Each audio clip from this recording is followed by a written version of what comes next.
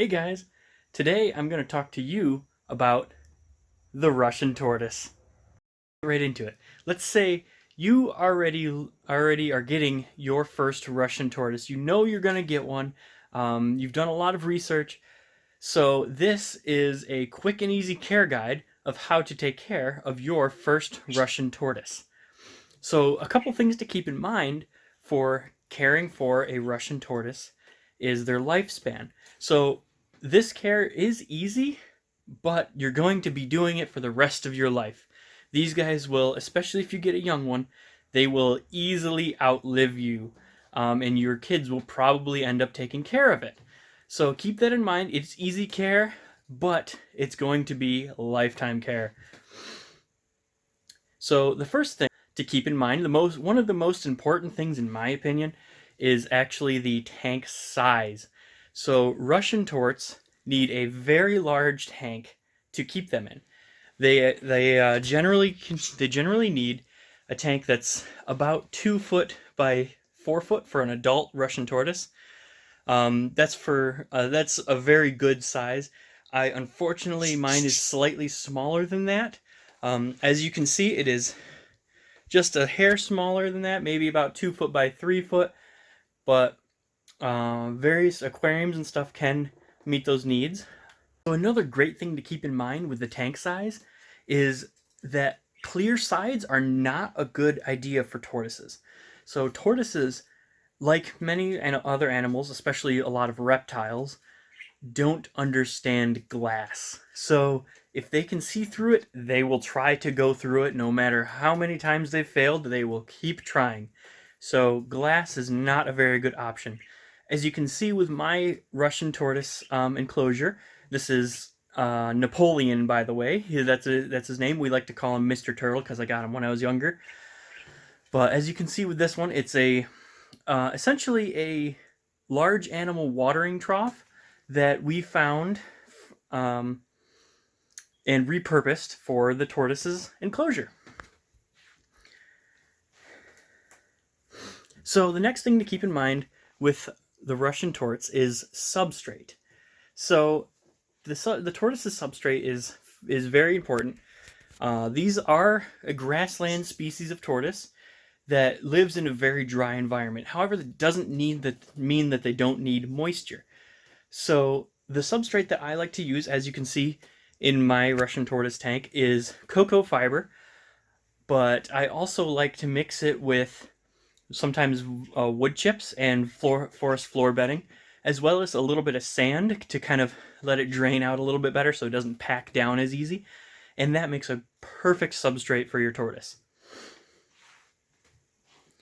A lot of other people like to use the aquarium carpets, which are perfectly fine, but just keep in mind that you're going to have to keep them a little bit more moist to keep their water bowl full most of the time for that.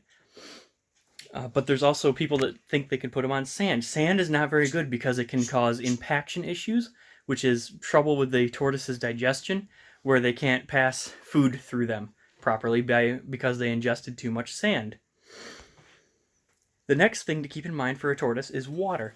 So tortoises, there's a lot of debate on this topic. Tortoises can actually, Russian tortoises anyways, as long as you soak them regularly, a lot of people think that they don't need water, which is true. They can survive with just water that you're soaking them with. As long as you soak them once to twice a week for at least 45 minutes each time, then they should be okay. However, I like to provide my tortoises with a water dish just so they can get a drink and a soak anytime they want. But I do soak them on occasion as well.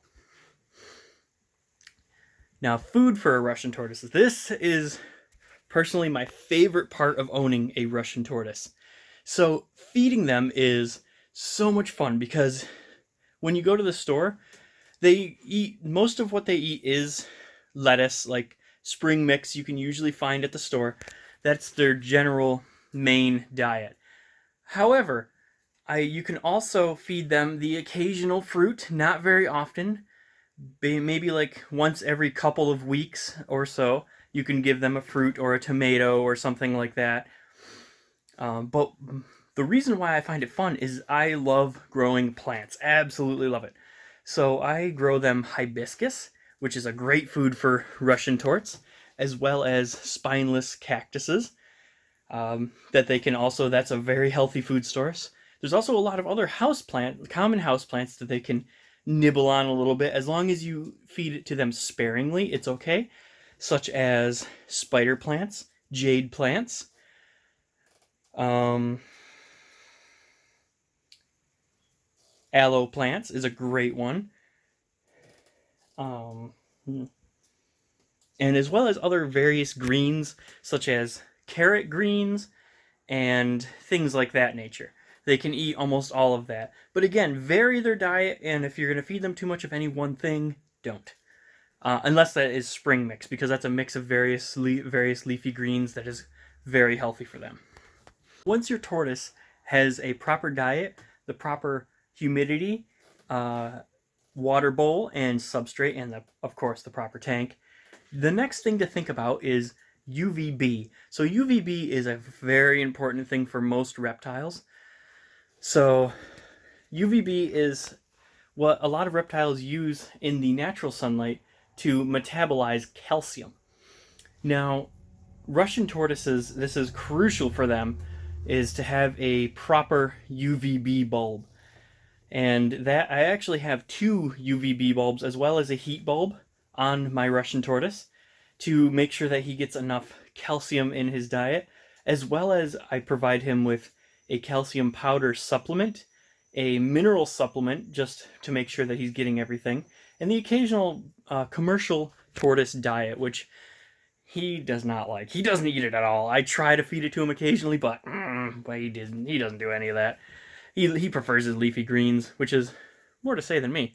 Uh, now, another thing to keep in mind with Russian tortoises is their heat. Now, I mentioned that I provide a heat bulb for Mr. Turtle, Mr. Napoleon Turtle, and that is another extremely important thing for Russian tortoises.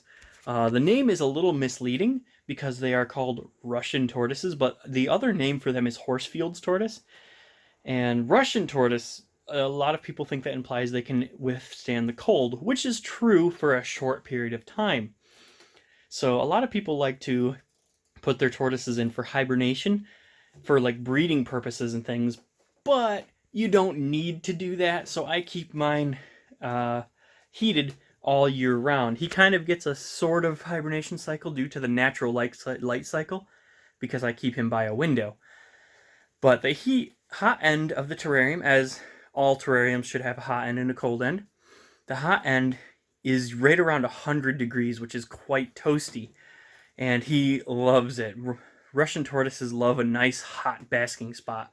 And the cool end is just room temperature, which our house stays around right around 70 degrees. So that's a perfect hot end, cool end, which also works for humidity purposes because the hot end tends to dry up really, really quickly and the cool end tends to hold the moisture. So he can actually move to the proper temperature and humidity gradient that he likes. Now, once you have all their basic needs met, you could start having a little bit of fun, which is decorating the terrarium. I find that so much fun.